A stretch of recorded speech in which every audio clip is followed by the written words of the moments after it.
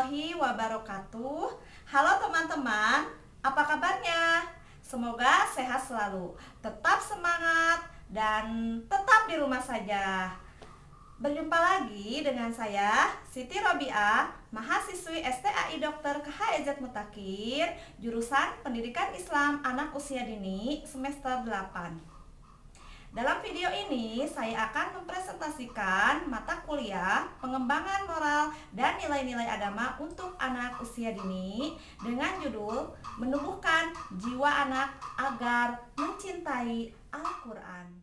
Al-Quran merupakan sumber utama dalam hukum Islam. Setiap orang tua pasti menginginkan anak yang soleh dan solehah. Salah satunya adalah memperkenalkan kitab-kitab suci Al-Quran, karena Al-Quran merupakan sumber kehidupan bagi manusia. Rasulullah Shallallahu Alaihi Wasallam pun bersabda, didiklah anak-anakmu dengan 3 perkara: mencintai nabimu, mencintai ahlul baitnya, dan membaca Al-Quran. Karena orang-orang yang memelihara Al-Quran berada dalam singgasana Allah Subhanahu wa Ta'ala, hari ketika tidak ada perlindungannya dan orang-orang suci. Hadis riwayat At-Tabrani.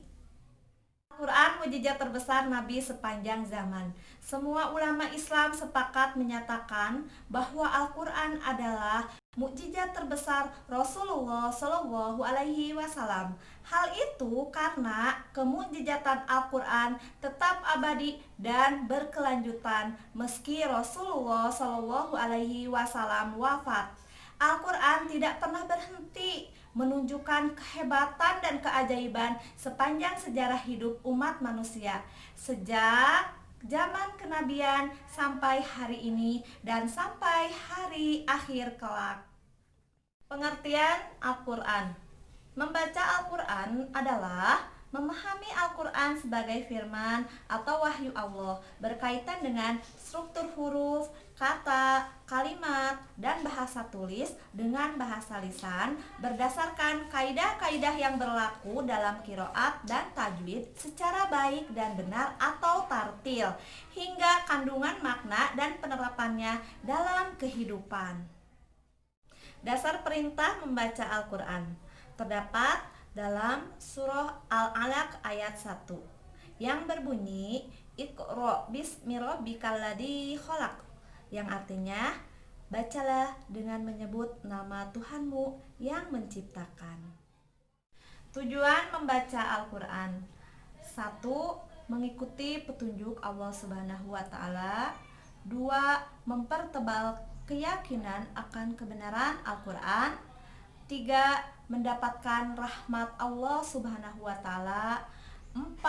Mendapat obat hati. 5. Mencintai Allah dan Rasulullah Shallallahu Alaihi Wasallam. Dan yang keenam, melembutkan hati. Keutamaan membaca Al-Quran di antaranya: 1. Mendapat pahala berlipat. 2. Mendapat syafaat di akhirat. 3. Memuliakan orang tua di akhirat. Dan yang keempat, mendapat tempat di surga. Adapun adab membaca Al-Quran di antaranya: 1. Membaca Al-Quran di tempat yang suci. 2. Menghadap kiblat.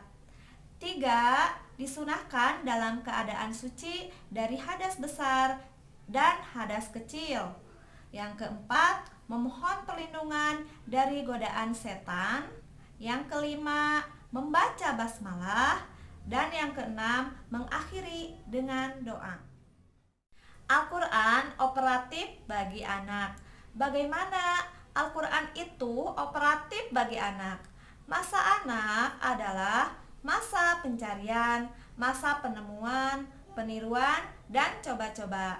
Anak usia 0 sampai 5 tahun bertanya tentang mengapa terhadap yang diinderainya. Keingintahuan anak yang besar itu sesungguhnya telah menemukan motif intisarinya dari Al-Quran itu, sehingga sifat keingintahuan anak itu adalah sesuatu yang suci sekaligus sebagai dasar Al-Quran yang operatif bagi kehidupan mereka kemudian. Permainan untuk memahami Al-Quran. Al-Quran dalam hal ini adalah subjek yang akan dipahami lewat cara-cara bermain dan permainan tertentu. Tujuan permainan adalah merangsang emosional dan kognitif anak secara simultan dalam menyerap informasi tentang Al-Quran, pada akhirnya dengan sifat bermain dan permainan sebagai medianya. Maka anak akan secara sukarela dan senang untuk melaksanakan aktivitas hidupnya sebagai hal yang sesuai dengan tuntunan Al-Quran. Kunci pembelajaran Al-Quran pada anak. Ada beberapa kunci pembelajaran Al-Quran pada anak yang dapat dipraktekkan dalam bentuk permainan, yaitu 1. Membaca, 2. Menebak dan menerka, 3.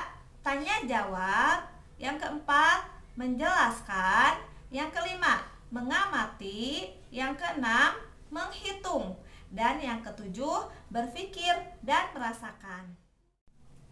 Demikianlah materi yang dapat saya sampaikan dalam video ini. Semoga bermanfaat. Terima kasih. Wassalamualaikum warahmatullahi wabarakatuh. What you're given, that's how we live it. Don't be mad at the system, it's simply how we've existed. I hear a lot of people talking like they politicians and choose to